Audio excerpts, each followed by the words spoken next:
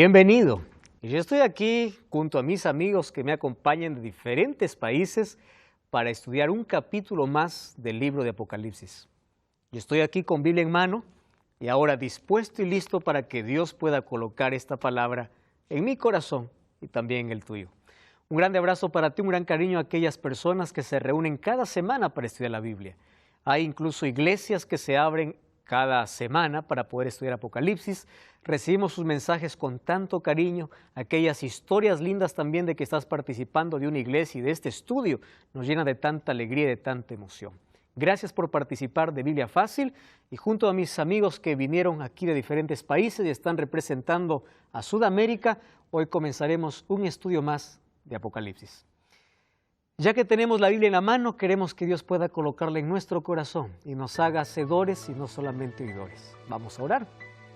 Querido Dios, gracias porque hoy tenemos libertad de poder abrir tu palabra, de poder reflexionar, de poder meditar, de poder escuchar, pero no solo para aprender, sino también para vivir de acuerdo al mensaje que tienes para nosotros. Bendice a aquella persona que está viendo este programa a través de YouTube, a través del Facebook, a través de la TV Nuevo Tiempo, de cualquier medio de comunicación. Tu Santo Espíritu hoy nos pueda una vez más iluminar para poder comprender tu verdad. En el nombre de Jesús. Amén. Hoy vamos a hablar acerca del trono de Dios. El trono de Dios es el capítulo 4 y 5 del libro de Apocalipsis. En el capítulo anterior vimos acerca del mensaje que Dios tiene para las 7 iglesias. ¿Cuál es la última iglesia? La Odisea. De paso, la Odisea significa pueblo del juicio, el pueblo del tiempo del fin. Es una iglesia autosuficiente, ¿verdad? Hoy vemos que la autosuficiencia ha tomado parte no solamente del mundo o de las personas que no conocen a Dios.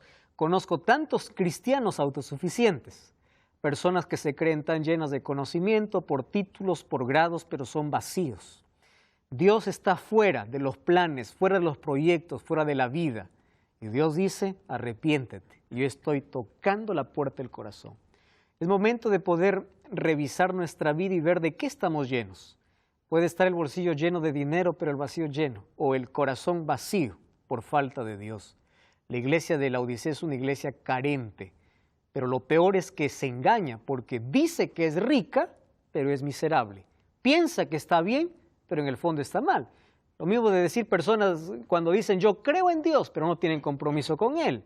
Personas que dicen creer en todo, creen en la Biblia, creen en Dios, pero nunca tienen una relación con Él. Es decir, la iglesia del tiempo del fin tiene un grave peligro. O es la indiferencia o es la falta de compromiso. Ahora, después que Dios muestra a Juan de que Él está caminando allí entre las 7 iglesias, ¿recuerdan la visión? Él conoce a cada iglesia, conoce su necesidad, es por eso que cada uno le dice, yo te conozco, yo sé quién eres, yo sé qué te falta, yo me presento así de esta manera porque sé cuál es tu necesidad. Dios nos conoce de manera individual. Y eso es lo lindo, ¿verdad? No pasamos por desapercibidos ante Dios. Dios no ve un grupo de personas, Dios ve cada corazón, cada intención. A una iglesia le decía, yo conozco las intenciones de tu corazón y de tus riñones, haciendo referencia a las emociones y al intelecto. Ahora, vamos a cambiar de escenario, porque ahora de la tierra pasamos al cielo. Y es la visión que hoy Juan nos va a compartir, el trono de Dios. El planeta es gobernado por Dios, no está entregado al caos. Hay muchas personas que piensan que Dios se olvidó de este planeta, que nadie está al control de este planeta. Y ellos dicen, si Dios estuviese al control de la humanidad, ¿por qué existe tanto desastre, verdad? ¿Por qué hay tanto dolor? ¿Por qué sufrimiento? ¿Por qué hay terremotos? ¿Por qué hay guerras? ¿Dónde está Dios para que pueda controlar todo este asunto? Entonces, hay una lucha aquí en este mundo entre 2 fuerzas, la de Dios y la del enemigo. Los dos buscan ser adorados, pero el deseo del diablo es desfigurar el carácter de Dios. El carácter de Dios es amor. Entonces el diablo provoca calamidades para luego culpar a Dios. La gente cuando culpa a Dios por cada desgracia, el diablo celebra, porque de esa manera, ¿qué cosa consigue el diablo? Desfigurar el carácter de Dios, hacer ver que Dios es cruel, es malo o que Dios perdió el control de la humanidad. Ahora, Dios está al control, pero la pregunta es, ¿cómo va a estar al control si hay tanto sufrimiento y de gente inocente, de gente buena? Ustedes ya vieron la injusticia, gente buena que sufre, gente mala que parece que les va bien en la vida. Entonces, ¿cómo podemos responder a esta pregunta del sufrimiento? Todos sabemos que el sufrimiento entró por causa del pecado. En sí, nosotros estábamos condenados a morir. Jesús nos dio esperanza con su muerte. Él nos redimió para poder librarnos de esa condenación. Cuando aceptamos a Cristo, nosotros estamos pasando de muerte a vida. Pero el sufrimiento es una realidad en este mundo. Jesús nos prometió que en este planeta vamos nosotros a vivir felices. Y yo les voy a decir aquí 5 razones por las cuales Dios permite el sufrimiento. Ustedes deben entender la diferencia entre causar y permitir. Causar es provocar. Dios no provoca el sufrimiento. Dios permite el sufrimiento. Pero el sufrimiento es permitido por lo menos por 5 razones. Vamos a comprender de manera breve. Primero, en medio del dolor nosotros sabemos quiénes somos. Les voy a hacer un ejemplo. Job y su esposa. Job perdió en un día todo. Perdió sus hijos, perdió sus riquezas materiales, perdió sus tierras, perdió todo. En un día. Ahora miren, la esposa de Job también perdió todo porque era una pareja, ¿verdad? Pareja de esposos. Es decir, los dos pasaron por la misma situación, por el mismo dolor. Pero miren la reacción. Job dio gloria a Dios. Y la mujer dijo, maldice a tu Dios y muérete. Miren la diferencia. Los dos pasaban por la misma situación, pero uno en el dolor da gloria a Dios y el otro maldice a Dios. El dolor nos revela cuál es nuestro carácter o a quién tenemos en el corazón. Número 2, con el dolor nosotros nos damos cuenta lo peligroso que es el pecado. Les voy a hacer un ejemplo. ¿Ustedes imaginan cómo sería el mundo sin dolor, sin hospitales, sería un paraíso, ¿verdad? Entonces, nosotros no entenderíamos qué es pecado. ¿Por qué? Porque el pecado no trajo consecuencias. Cuando hay dolor, el dolor nos explica lo peligroso que es el pecado. Sin el dolor, nosotros no explicaríamos cuán peligroso es el pecado. Todo sería de maravilla. Y número 3, el dolor hace que podamos correr a Dios. Hay lecciones que no aprendemos en la vida, menos que no pasemos por un momento doloroso. Entonces, una situación que puede provocar destrucción al ser humano puede resultar en bendición, porque en lugar de destruirnos, nos hace refugiarnos ¿en quién? En Dios. Número 4, el dolor hace que podamos fortalecer nuestra relación con Dios. Eso es lo lindo. Conocí una señora que decía, pastor, nunca oré tanto en mi vida como desde cuando me enteré que tenía cáncer. Nunca oré tanto. El dolor nos hace aferrar a Dios. Y número 5, si en el mundo no existiera dolor, nadie quisiera estar en el cielo. ¿Para qué? ¿Verdad? Yo estoy feliz aquí. Aquí no hay dolor, aquí no hay sufrimiento. ¿Para qué quiero Dios? ¿Para qué necesito del cielo si la tierra es sin dolor? Entonces, el dolor no es causado ni provocado por Dios, pero es permitido por Dios, porque a través del dolor también somos alcanzados. Pero Dios está al control del universo. Ahora, el capítulo 4 nos traslada de la tierra al cielo. Ahora, no aparece Jesús caminando como sumo sacerdote entre las iglesias, sino aparece como rey.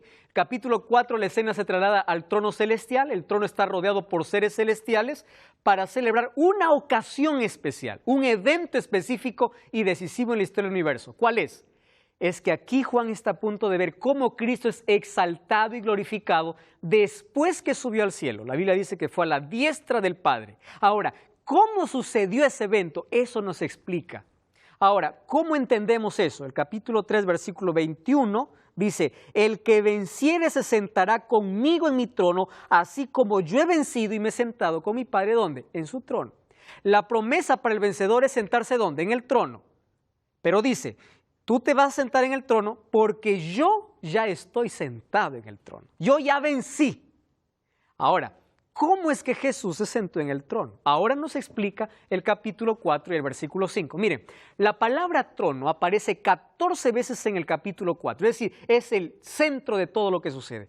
1 Timoteo 6:16 dice que Dios está rodeado de una luz extraordinaria. Ahora, en el capítulo 4 encontramos la majestuosidad. Y allí en el capítulo 4, Juan dice, vi que uno estaba sentado. Ni siquiera menciona el nombre de Jesús, nada. Uno, ese uno hace referencia ¿a quién? A Dios Padre. Él está sentado en el trono. El trono simboliza el derecho a reinar, el poder real, la autoridad sobre el reino. Estar en el trono significa el poder para reinar. Ahora, en ese trono hay esplendor deslumbrante, el trono de Dios es la fuerza controladora del universo. Ahora Juan va a ver cómo es el trono de Dios. Vamos a Apocalipsis capítulo 4, versículo 1 hasta el versículo 3, ¿sí? Vamos a Apocalipsis 4, 1 al 3. Allí dice, después de esto miré y había una puerta abierta en el cielo. Pablo, ¿tú puedes seguir leyendo, por favor? Versículo 1 hasta el versículo 3. ¿Del 1? Sí, del 1 al 3. Después de esto miré, y he aquí una puerta abierta en el cielo, y la primera voz que oí como de trompeta, hablando conmigo, dijo, sube acá. Y yo le mostré las cosas que sucederán después de estas. Y al instante yo estaba en el Espíritu, y he aquí un trono establecido en el cielo, y en el trono uno sentado. Y el aspecto del que estaba sentado era semejante a la piedra de jaspe y de cornalina, y había alrededor del trono un arco iris, semejante en aspecto a las esmeraldas. Wow. Solo hasta ahí, porque después vamos a seguir describiendo. Gracias, Pablo. Miren qué interesante. Ahí está el trono y ahí está uno sentado, Dios Padre. Miren la majestuosidad. No dice que el trono era una piedra de jaspe, dice, era como. Es decir, él no encuentra palabras para describir. Lo más parecido es esto, dice. No puede describir. Ahora, fíjense lo que está viendo aquí Juan. ¿Qué cosa está viendo? El santuario. ¿Recuerdan cuando Dios mandó a Moisés a hacer un santuario? El santuario tenía dos compartimentos, lugar santo y lugar santísimo. En el lugar santísimo estaba el arca del pacto y ahí estaba la gloria de Dios, el Shekinah. La gloria de Dios, ese Shekinah que estaba en el lugar santísimo, representaba en el cielo, ¿qué cosa? El trono de Dios. Dice, había una puerta abierta, ¿verdad? Y oí una voz que decía, con voz de trompeta. ¿Recuerdan qué significa voz de trompeta? La presencia de Dios. Ven y mire. Es decir, Juan es invitado a entrar. Y no solamente Juan fue invitado, recuerdan cuando Isaías también fue invitado. Y Isaías capítulo 6 también vio el trono de Dios. Daniel en el capítulo 7 también vio el trono de Dios. Ahora, si nosotros unimos todas esas referencias, aquí en Apocalipsis nos va a dar una idea extraordinaria de cómo es ese trono. Mas no está descrito de manera perfecta, porque está en un lenguaje humano, que no puede describir la perfección de allá, pero nos da una idea de lo que significa ese trono. Dice allí que en el trono, ¿qué cosa había? Un arco iris, ¿verdad? Y había, dice, un arco iris. ¿Cuándo comenzó el arco iris en la historia de este mundo? Con Noé. ¿En qué momento? Después del diluvio. Dios hace una promesa. Arco iris es igual a ¿qué? A promesa. ¿Cuál era la promesa que Dios hace? Nunca más será la tierra castigada con agua, ¿verdad? Entonces, cada vez que llueve, dice tú vas a ver mi arco entre las nubes. Hoy el arco iris es usado como símbolo de una perversión. Sin embargo, es la representación de la promesa de Dios. Ahora, fíjense, ¿por qué es que el arco iris está encima del trono? El arco iris en sí es una ilusión óptica, ¿verdad? Uno ve el arco iris y uno se acerca y dice, va a abrazar el arco iris, y de pronto no abraza nada, es una ilusión óptica. ¿Por qué? Porque el arco iris es la unión ¿de qué? Del agua con la luz del sol. Es decir, es la mezcla de dos elementos, agua y luz del sol. ¿Qué representa el arco iris en el trono de Dios? Vamos a ver lo que dice el libro de Salmos capítulo 97, versículo 2. Karina, ¿puedes leer, por favor? Aquí dice, ¿qué dice Salmos 97, 2? Toma el micrófono allí. Salmo 97, 2. Dice así. Son la base de su trono. Justicia y misericordia. Correcto. Entonces, hay dos cosas que es la base del trono de Dios. ¿Qué cosa es? La justicia y la misericordia. ¿Cómo es formado el arco iris? Por la unión de ¿qué? Del agua y del sol. Justicia y misericordia, así como el agua y el sol, se mezclan para armar un arco iris. En el trono de Dios está mezclado ¿qué cosa? La justicia y la misericordia. En el trono aparece el arco iris como símbolo de su promesa y de su justicia y misericordia. Satanás anheló ese trono. Él quiso el trono de Dios. Por eso él se rebeló contra Dios. Sin embargo, allí nosotros encontramos algunos elementos interesantes, ¿verdad? Miren el versículo 4. Vamos a Apocalipsis capítulo 4, el versículo 4. Dice así: alrededor del trono habían 24 tronos. Interesante. Había un trono principal. ¿Y qué más había? 24 más. Y en los tronos vi sentado, ¿a cuánto dice? 24 ancianos. La palabra anciano en la Biblia significa un ser digno, autoridad, ¿correcto? No significa alguien que esté en la parte final de la vida. 24 ancianos vestidos de ropas blancas con coronas de oro en su cabeza. ¡Wow! Ahora, si el arcoíris representa la justicia y la misericordia, ¿a quién representan los 24 ancianos? Vamos a ver sus características. Número 1, están vestidos ¿de qué? De ropas blancas. Número 2, tienen corona de oro. Pregunto, ¿a quién prometió Dios vestiduras blancas y coronas de oro? A su iglesia, ¿verdad? Entonces, por las características que aquí presenta, significa que estos son seres humanos que alcanzaron promesa. ¿Pero por qué 24? Vamos a analizar un poco este asunto. 24, ¿cuántas tribus representaban al pueblo de Dios en el Antiguo Testamento?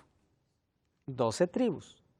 ¿Con cuántos apóstoles Cristo fundó su iglesia en el Nuevo Testamento? Con 12. 12 más 12, ¿a cuánto da?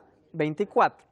Quiere decir que los 24 ancianos es una representación del pueblo de Dios en toda la historia, tanto del Antiguo como del Nuevo Testamento. 12, 12 igual a 24.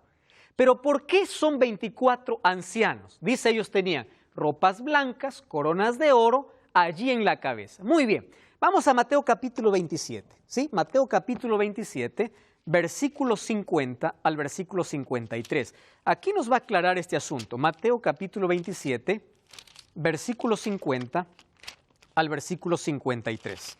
Miren lo que dice, este texto es impresionante. Mateo 27, 50 al 53.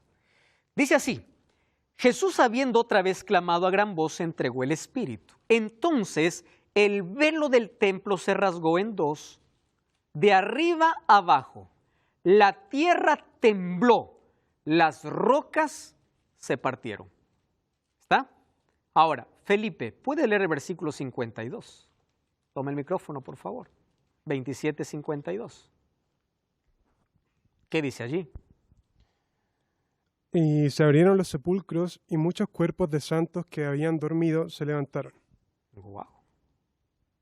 ¿En qué momento ocurrió esto? Cuando Jesús murió. Entregó el Espíritu. ¿Qué más dice? El templo se rasgó, sepulcros se abrieron y muchos cuerpos de santos que habían dormido se levantaron.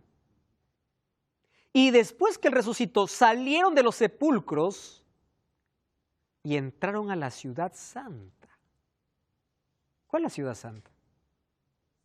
Ahora fíjense, cuando hace referencia a 24 ancianos, significa que hubieron personas que resucitaron cuando Cristo murió. Y según Efesios 4:8, ellos fueron llevados como primicias al cielo.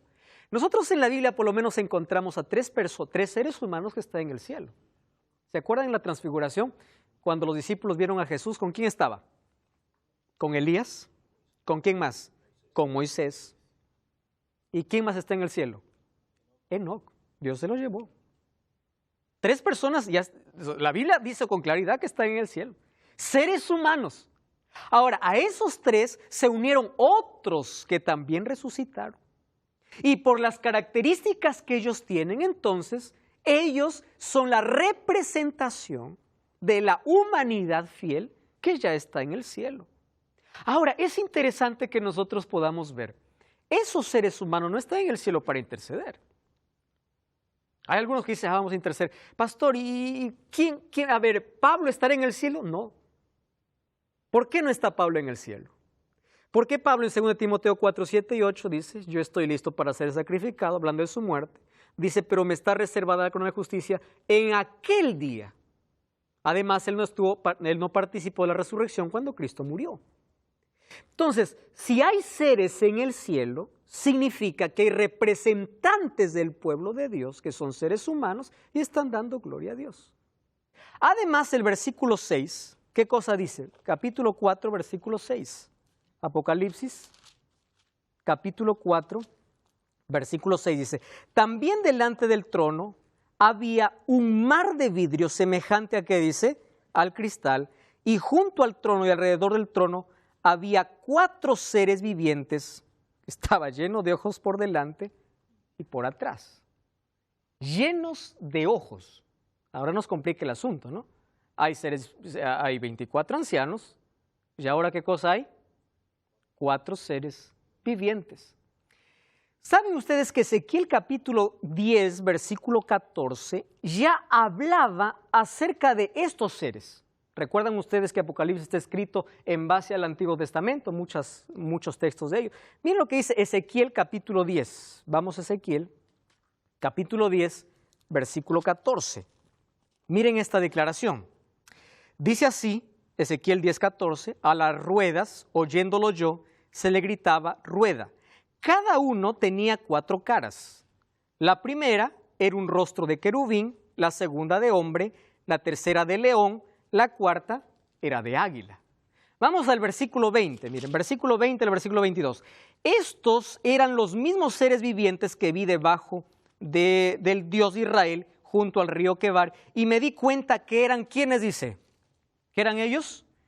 Querubines. Cada uno tenía 4 caras, ¿y qué tenía? 4 alas y figuras de manos humanas debajo de ¿dónde? De sus alas. Vamos a volver a Apocalipsis capítulo 4. ¿Está bien? Apocalipsis capítulo 4, versículo 4 al versículo 6. Entonces dice alrededor del trono, o el versículo 6, dice, también delante del trono había como un mar de vidrio, semejante al cristal, junto al trono y alrededor del trono habían 4 seres vivientes llenos de ojos, por delante y por detrás. Versículo 7, ¿qué cosa dice? El primer ser viviente era semejante ¿a qué? A un león. El segundo, a un becerro. El tercero, rostro de hombre. El cuarto, un águila volando. Los 4 seres vivientes tenían cada uno 6 alas y alrededor, por dentro, estaban llenos de ojos, y de día y de noche decían sin cesar, Santo, Santo, Santo es el Señor Dios Todopoderoso, el que era, el que es y el que ha de venir. Según Ezequiel, Ezequiel ya vio esta visión. ¿Cómo lo llama esto a Ezequiel? Querubines. Ahora, es interesante las características que tienen estos seres. 6 alas y lleno de ojos. 6 alas significa rapidez de movimiento y ojos significa inteligencia. Ahora fíjense una cosa. Esto puede representar a un orden exaltado de ángeles involucrados en servir a Dios y conducir a los ejércitos celestiales en la adoración y la alabanza a Dios. Porque allí dice que todos ellos decían, Santo, Santo, Santo. Además, las características de estos seres vivientes son las características que se dan a los ángeles. Por ejemplo, Salmo 103:20 dice que los ángeles tienen fuerza como león. Hebreos 1:14 dice que tiene la capacidad de servir. Esto puede ser representado como un buey. Tiene inteligencia como un hombre. Lucas 15:10 dice que los ángeles celebran cuando un pecador se arrepiente. Y tiene velocidad de un águila. Entonces, 4 figuras también representan características de ángeles. Entonces, lo que se cree aquí es que esto es un orden exaltado de ángeles involucrados para servir a Dios.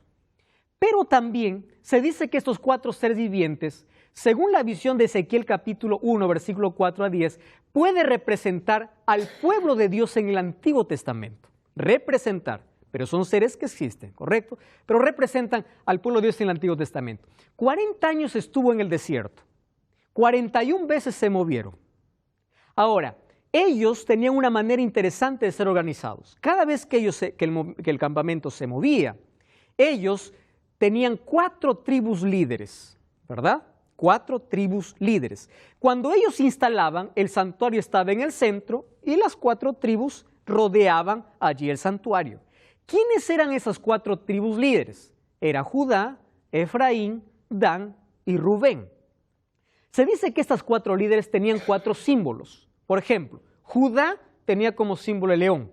La Biblia menciona al león de la tribu de Judá, ¿verdad? El símbolo de Judá era el león, de Efraín era el buey, de Dan era el águila y de Rubén era un rostro humano. Entonces dice que ellos pueden representar, no es que son, representar al pueblo de Dios en el Antiguo Testamento. ¿Significa que el pueblo de Dios en el Nuevo Testamento no tiene representación? Hay algunas cosas que estuvimos analizando acerca del trono de Dios. Primero, que la justicia y la misericordia son la base de su trono y está representado en un arco iris, como aquel que es fiel siempre a su promesa. También vimos 24 ancianos que representa a la humanidad, o representa a toda la humanidad, ¿verdad? Desde el comienzo de los tiempos hasta el final, de redimidos. Y también vimos 4 seres vivientes. Allí vemos que ellos dan gloria a Dios, adoran a Dios, están al servicio de Dios y se dice que ellos pueden ser ángeles que tienen una orden especial para poder llevar a toda la hueste angelical a adorar a Dios.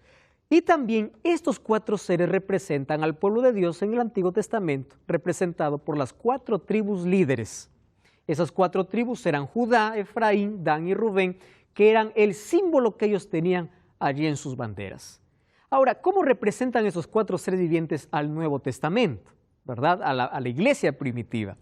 Entonces, un análisis extraordinario se hizo de que Cristo en el Nuevo Testamento, en los Evangelios, es visto de 4 maneras diferentes su ministerio. Por ejemplo, el libro de Mateo hace énfasis en Jesús como rey. La mayor parte de sus enseñanzas, por ejemplo, Mateo 25:34, dice, entonces el rey dirá, haciendo referencia ¿a quién? A Cristo. También allí en Mateo 27:37, cuando Jesús murió, allí el Evangelio de Mateo dice que le pusieron sobre su cabeza la acusación contra él que decía, este es Jesús, ¿quién? Dice, el rey de los judíos, haciendo énfasis a Cristo como rey. Nosotros vamos al Evangelio de Marcos y vemos que en Marcos Jesús es representado como siervo. Gran parte de los textos de Marcos representa como siervo. Allí vemos, si alguno desea ser el primero, será el último y el servidor de todos. Eso dice Marcos capítulo 9, versículo 35.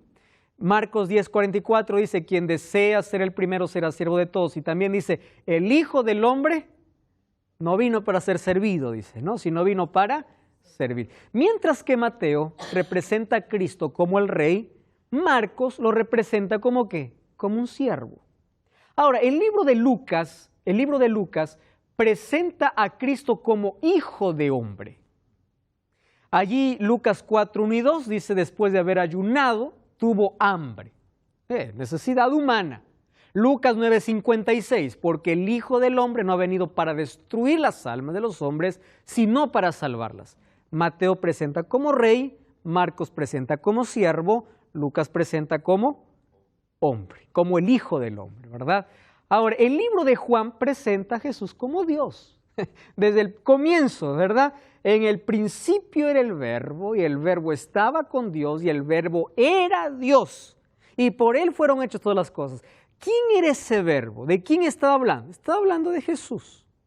Mateo presenta como rey, Marcos como siervo, Lucas presenta como hijo de hombre, y Juan lo presenta como Dios. Ahora, Juan 1:2, en el principio estaba el Verbo, y Juan 10:30 dice, yo y el Padre somos uno. Quiere decir, yo también soy Dios, está diciendo Jesús. Ahora, ustedes recuerdan, estos 4 seres vivientes, ¿qué rostros tenían? Rostros de águila, rostros de hombre, rostros de buey o de ciervo y un rostro de águila, ¿verdad? Entonces, esto también puede representar el ministerio de Cristo en estos 4 seres vivientes. Y después, ¿qué más dice? Miren, Apocalipsis capítulo 4, allí vamos al versículo 7 o el versículo 10, 9. Cada vez que estos seres vivientes dan gloria y honra y acción de gracias al que está sentado en el trono y al que vive por los siglos de los siglos, los 24 ancianos se postran. ¿Y qué más sucede? Dice, allí adoran al que está sentado en el trono y al que vive por los siglos de los siglos, y dice, digno eres de recibir la gloria, la honra y el poder, porque tú creaste todas las cosas y por tu voluntad existen y fueran creadas todas las cosas. Ahora, en ese contexto, vamos a retroceder un poco, y allí dice el versículo 6, o el versículo 5, del trono salían relámpagos, truenos y voces. ¿Qué más dice? Y delante del trono ardían 7 lámparas de fuego, que son los 7 espíritus de Dios. Ya vimos a qué representan los 7 espíritus de Dios, ¿verdad? Al Espíritu Santo en su plenitud. 7 espíritus. Ahora fíjense, es interesante algunas cosas que suceden aquí en el trono. Primero hay relámpagos y truenos. Cada vez que la Biblia aparece que relámpago y trueno es porque va a mostrar que Dios va a aparecer. En el libro de Éxodo capítulo 19, versículo 16, la aparición de Dios para el pueblo de Israel fue a través de relámpagos y truenos. Dice que delante de él habían 7 antorchas de fuego explicadas como 7 espíritus de Dios, es decir, la actividad y la obra del Espíritu Santo en su plenitud. Cuando hace referencia al mar de vidrio, esa luz multicolor trascendente representa la majestad de Dios. Versículo 9 al 11, hay una escena de adoración donde los 24 ancianos y los 4 seres vivientes arrojan sus coronas y le dicen, tú eres digno. Ahora, la esencia de la adoración se debe a 2 cosas. Miren, versículo 11 dice, tú eres digno de recibir la honra, la gloria y el poder, porque tú creaste, ¿qué cosa dice? Todas las cosas. Vamos al capítulo 5, versículo 9. Encontramos la otra razón por la cual se adora. Dice así, cantaban un cántico nuevo diciendo, digno eres de tomar el libro, digno de abrir sus sellos, porque tú fuiste inmolado y con tu sangre nos has redimido para Dios de todo linaje, lengua, pueblo y nación, y nos hiciste sacerdotes para nuestro Dios, o un reino de sacerdotes, y reinaremos sobre la tierra. Entonces, Jesús recibe adoración por 2 razones. Primero, por ser el creador, o por el acto de la creación, y el segundo, por el acto de la redención. ¿Qué significa eso? El mismo Dios que creó este mundo tiene poder para restaurarlo y poder proveer salvación para todos los perdidos. Ahora, en esa liturgia de adoración, nosotros tenemos que parar para pensar. Miren, todo el cielo adora a Dios. Todo el cielo. Cada momento dice, santo, santo, santo, tú eres digno de recibir nuestra adoración. El libro de Apocalipsis nos presenta como uno de los temas principales, el tema principal es el regreso de Cristo, pero uno de los temas principales también que acompaña el regreso de Cristo es el grande conflicto que está aquí en la tierra. ¿Y cuál es el conflicto que ocurre aquí en la tierra?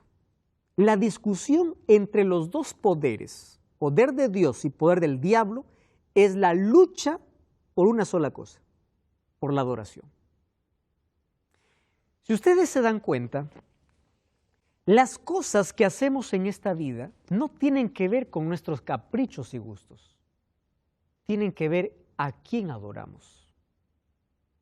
Existen personas que se adoran a sí mismos. Existen personas que adoran abiertamente a Satanás. Existen personas que adoran a Dios. Y por eso son capaces de sacrificar muchas cosas por adorar a Dios. Pero existen personas que dicen, yo no adoro a nadie, ¿verdad? Pero crean sus propios dioses. Es decir, el tema principal en esta tierra es adoración. Alguien me pregunta y dice, pastor, ¿qué tiene que ver que yo obedezca o no obedezca una parte de la Biblia? Es simple, le digo. Demuestras a quién adoras. Porque el asunto es adoración. Miren, el diablo siempre quiso ser adorado.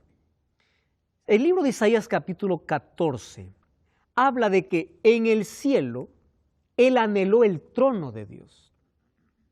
Quiso el trono de Dios. ¿Por qué quería el trono de Dios? Porque quería ser adorado. Él quiere ser adorado. Cuando Jesús estuvo aquí en la tierra, ¿recuerdan lo que le dijo Satanás a Jesús? Cuando en la última tentación le llevó allí a la parte más alta y le dice, mira todo este mundo, le dice. Tú no necesitas ir a la cruz. ¿Para qué vas a sufrir? Adórame, ¿correcto? Adórame, yo te doy todo. ¿En qué momento se hizo dueño el diablo de este mundo? El momento que el ser humano le cedió autoridad, porque Dios regaló este planeta al ser humano para que lo pueda administrar. Pero el ser humano regaló o cedió esa autoridad. Y ahora Jesús dice incluso que Satanás es el príncipe de este mundo, porque el ser humano cedió esa autoridad. Pero más allá de eso, vamos a pensar en lo siguiente. Miren, en este mundo existe tanta filosofía humana. El humanismo, por ejemplo. El ser humano no necesita de nadie, porque dentro de sí tiene una fuerza. Él puede solo, él no necesita ni siquiera de Dios. Los seres humanos nos creemos dioses, mucho más en este siglo de tanta tecnología y de tanta información. El ser humano se cree Dios, por eso se independiza de Dios. En el año de 1859 apareció un libro que remeció prácticamente las raíces de todo el mundo que creía en Dios. En ese año aparece el libro que lleva por título El origen de las especies, creado por quién o escrito por quién, por Charles Darwin, dando origen a una nueva etapa en la vida en el mundo. Aquellos que ya querían sacar a Dios de la historia, ahora tenían un fundamento para decir, nosotros no necesitamos de Dios porque ni siquiera Dios existe. Es decir, todo este mundo fue creado, o el ser humano vino porque sus antepasados fueron primero renacuajos, luego fueron, orangutanes, y luego se hizo un ser humano. O sea, quitamos a Dios de todo, sacamos a Dios de la historia. Algunas universidades prohíben religión o la Biblia porque quieren sacar a Dios de la educación. Es decir, el ser humano, usado por el diablo, siempre ha querido tratar o ha tratado de sacar a Dios de todo. Lo ha sacado de su vida, lo ha sacado de sus escuelas, lo ha sacado de la historia, creyendo en la evolución. La evolución, ¿qué cosa te lleva a pensar? De que Dios no existe. Y si Dios no existe, tú no tienes ni origen ni propósito en la vida. ¿Desde qué momento el ser humano cayó en un vacío existencial? Desde el momento que creyó que no necesitaba a Dios en su vida. Desde el momento que sacó a Dios de su historia. Desde el momento que creyó en la evolución. Desde el momento que creyó de que este mundo es gobernado por la nada. O que yo puedo ser el autor de todo. Yo no necesito de Dios para vivir.